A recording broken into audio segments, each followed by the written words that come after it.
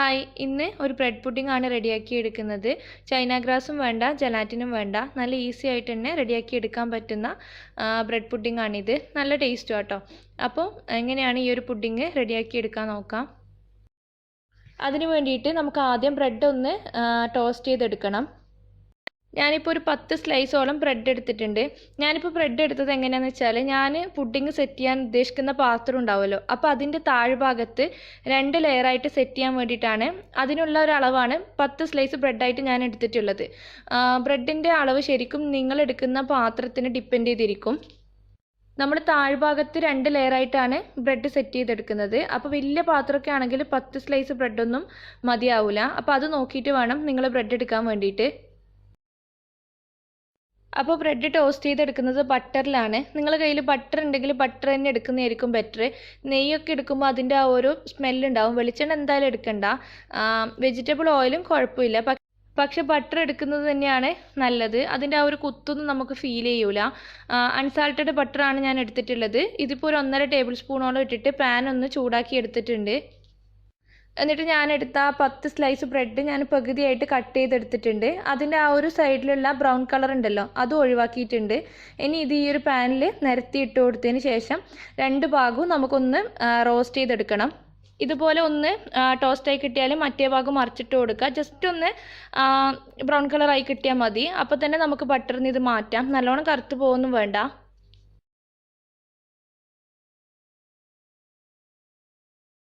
ഞാനിപ്പോൾ 2 ബാച്ചാക്കിയിട്ടാണ് ചെയ്തത്. അടുത്ത ബാച്ചും ഇതുപോലെ തന്നെ ചെയ്തെടുക്കണം.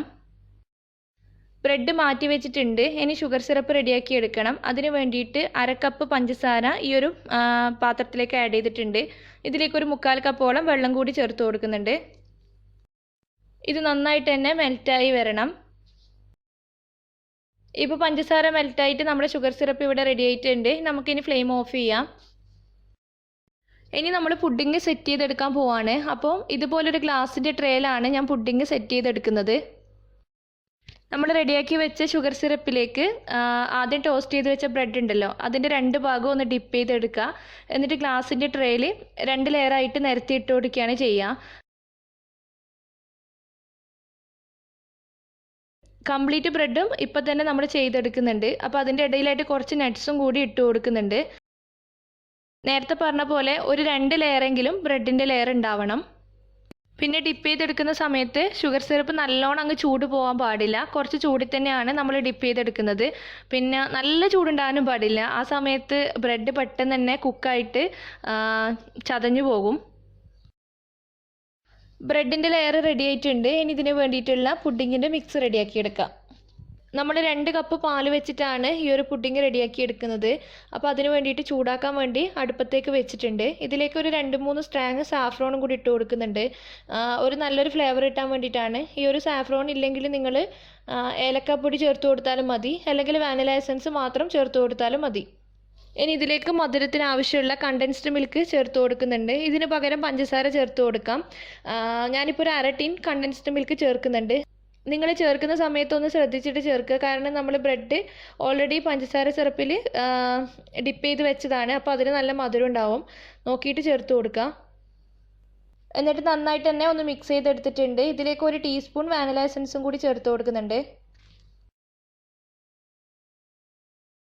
ഈ പാലൊന്ന് ചൂടായി വരുന്നുണ്ട്. ഇനി ഇതിലേക്ക് വേണ്ടിയിട്ടുള്ള കോൺഫ്ലോറിൻ്റെ മിക്സ് റെഡിയാക്കി എടുക്കാം. ഞാനിപ്പോൾ 2 കപ്പ് പാലെടുത്തിട്ടുണ്ടല്ലോ, അപ്പോൾ കോൺഫ്ലോർ 2 ടീസ്പൂൺ ഒന്നും എടുക്കുന്നില്ല. കുറച്ച് കോൺഫ്ലോർ മാത്രമേ ഈ ഒരു പുഡിങ്ങിൽ നമുക്ക് ആവശ്യമുള്ളൂ. ഞാനിപ്പോൾ 1 ടീസ്പൂൺ കോൺഫ്ലോർ പൊടി മാത്രമേ എടുത്തിട്ടുള്ളൂ. 1-2 ടേബിൾ സ്പൂൺ പാല് കോൺഫ്ലോറിലേക്ക് ചേർത്തിട്ട് നന്നായിട്ട് തന്നെ മിക്സ് ചെയ്ത് വെക്കുന്നുണ്ട്. ഒട്ടും കട്ടകളില്ലാതെ തന്നെ മിക്സ് ചെയ്തെടുക്കണം. ഈ ഒരു പുഡിംഗ് നമ്മുടെ ചൈന ഗ്രാസ് ചേർത്ത പുഡിംഗ് പോലെ അങ്ങനെ അങ്ങ് സെറ്റായി കിട്ടുന്ന പുഡിംഗ് അല്ല. ജസ്റ്റ് ഒന്ന് സെറ്റായി കിട്ടാൻ വേണ്ടി മാത്രമാണ് കോൺഫ്ലോർ എടുത്തിട്ടുള്ളത്. ഇങ്ങനെ കഴിക്കുന്നതാണ് ഈ ഒരു പുഡിങ്ങിൻ്റെ ടേസ്റ്റ്. ഇപ്പം നിങ്ങളുടെ കയ്യിൽ കോൺഫ്ലോർ ഇല്ലാന്നുണ്ടെങ്കിൽ ടെൻഷൻ അടിക്കുന്നു വേണ്ട. കോൺഫ്ലോർ ഇല്ലാണ്ടും ചെയ്തെടുക്കാൻ പറ്റുന്ന ഒരു പുഡിങ്ങാണിത്. നമ്മുടെ പാല് ചെറുങ്ങനൊന്ന് തിളവരാൻ തുടങ്ങിയിട്ടുണ്ട്. ഇനി ഞാൻ ഇതിലേക്ക് ചേർത്ത് കൊടുക്കുന്നത് നമ്മൾ മിക്സ് ചെയ്ത് വെച്ച കോൺഫ്ലോറിൻ്റെ പേസ്റ്റാണ്. ചെറിയ തീയിലിട്ടിട്ട് വേണം കോൺഫ്ലോർ മിക്സ് ചെയ്തെടുക്കാൻ വേണ്ടിയിട്ട്. ഇതങ്ങനെ നല്ല ക്രീമി ആയിട്ട് തിക്കായി കിട്ടുമൊന്നും വേണ്ട. കോൺഫ്ലോർ ഒന്ന് കുക്കായി കിട്ടിയാൽ മാത്രം മതി. നല്ല ചെറിയ തീയിൽ കുറച്ച് സമയം ഇളക്കിക്കൊണ്ടിരിക്കുമ്പോൾ കോൺഫ്ലോർ റെഡിയായി കിട്ടിക്കോളും. നല്ല കട്ടിയായിട്ടുള്ള ടെക്സ്ചറിലൊന്നല്ല നമ്മൾ ഫ്ലെയിം ഓഫ് ചെയ്യുന്നത്. ഈ ഒരു രീതിയിലുള്ള ടെക്സ്ചറിലാണ് നമ്മൾ ഫ്ലെയിം ഓഫ് ചെയ്തിടുന്നത്. ഇപ്പോൾ പുഡിങ്ങിൻ്റെ മിക്സ് റെഡി ആയിട്ടുണ്ട്. ഞാൻ ഫ്ലെയിം ഓഫ് ചെയ്യാണ്. നല്ല കട്ടിയായി കിട്ടുകയാണെങ്കിൽ നമ്മൾ വിചാരിച്ച ആ ഒരു പെർഫെക്ഷൻ കിട്ടൂല. നമ്മളിത് ബ്രെഡിൻ്റെ കൂട്ടിലേക്ക് ഒഴിക്കുമ്പം അതൊന്ന് പൊങ്ങി വരണം. അതാണ് ഇതിൻ്റെ കറക്റ്റ് പരുവം. നല്ല തിക്കായിട്ടുള്ള പാലിൻ്റെ മിക്സ് ആണെന്നുണ്ടെങ്കിൽ നമ്മൾ ബ്രെഡിൻ്റെ മുകളിലേക്ക് ഒഴിക്കുന്ന സമയത്ത് അത് മുകളിൽ ഒരു മിൽക്ക് പുഡിങ്ങിൻ്റെ ലെയർ പോലെ അങ്ങനെ കിടക്കും. അങ്ങനെയല്ല നമുക്ക് വേണ്ടത്. ഫ്ലെയിം ഓഫ് ചെയ്തിട്ടുണ്ട്. ഞാൻ ആ ചൂടോടെ ബ്രെഡിൻ്റെ മുകളിലേക്ക് അങ്ങ് ഒഴിച്ചു കൊടുക്കുകയാണ്. ഇതേപോലെ ബ്രെഡ് പൊങ്ങി വരണം. നിങ്ങൾക്കത് ലെയറായി കിട്ടിയിട്ടില്ല എന്നുണ്ടെങ്കിൽ ഇതേപോലെ ഒന്ന് അനക്കി ലെയർ ചെയ്തെടുക്കാം. ഞാൻ ഇതിൻ്റെ മുകളിലായിട്ട് കുറച്ച് നട്ട്സ് ഇട്ട് കൊടുക്കുന്നുണ്ട്, പിസ്ത ഇട്ട് കൊടുക്കുന്നുണ്ട്, പിന്നെ കുറച്ച് റൈസൻസ്, അതേപോലെ കുറച്ച് ചെറി കട്ട് ചെയ്ത് ഇട്ട് കൊടുക്കുന്നുണ്ട്. അതൊക്കെ നിങ്ങളുടെ ഇഷ്ടത്തിനനുസരിച്ചിട്ട് നട്ട്സ് ചേർത്ത് കൊടുക്കാം. ഇനി ഒന്നും ചേർത്തിട്ടില്ലെങ്കിലും കുഴപ്പമൊന്നുമില്ല. ഒന്ന് ചൂട് പോയി കഴിഞ്ഞാൽ നമുക്ക് അടച്ച് ഫ്രിഡ്ജിലേക്ക് മാറ്റാം. ഫ്രീസറിലല്ല, ഫ്രിഡ്ജിലാണ് വെക്കേണ്ടത്.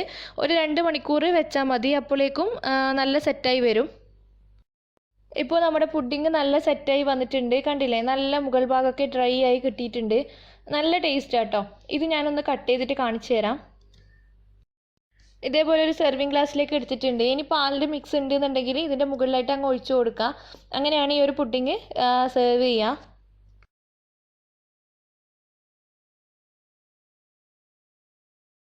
ഞാൻ ടേസ്റ്റ് ചെയ്തിട്ട് കാണിച്ചു തരുന്നില്ല. നിങ്ങൾ എന്തായാലും ഒന്ന് ട്രൈ ചെയ്ത് നോക്കണം. നല്ല ടേസ്റ്റ് ഉള്ളൊരു പുഡിങ്ങാണ്. പിന്നെ പൊതുവേ നമ്മൾ ബ്രെഡ് പുഡിംഗ് ഒക്കെ ഉണ്ടാക്കിയെടുക്കുമ്പം ഓവൻ്റെ ഒക്കെ ആവശ്യം വരാറുണ്ട്. ഇതങ്ങനെ ഓവണൊന്നും ഇല്ലാതെ ഈസി ആയിട്ട് ചെയ്യാൻ പറ്റുന്ന ഒരു പുഡിങ്. നിങ്ങൾ ഉണ്ടാക്കി നോക്കിയിട്ട് ഫീഡ്ബാക്ക് ഒക്കെ പറയണം. പിന്നെ വീഡിയോ നിങ്ങൾക്ക് ഇഷ്ടപ്പെടുകയാണെങ്കിൽ ലൈക്ക് ചെയ്യാനും ഷെയർ ചെയ്യാനും മറക്കരുത്. ഇതുവരെ സബ്സ്ക്രൈബ് ചെയ്തിട്ടില്ല എന്നുണ്ടെങ്കിൽ ഇപ്പോൾ തന്നെ സബ്സ്ക്രൈബ് ചെയ്യുക. താങ്ക്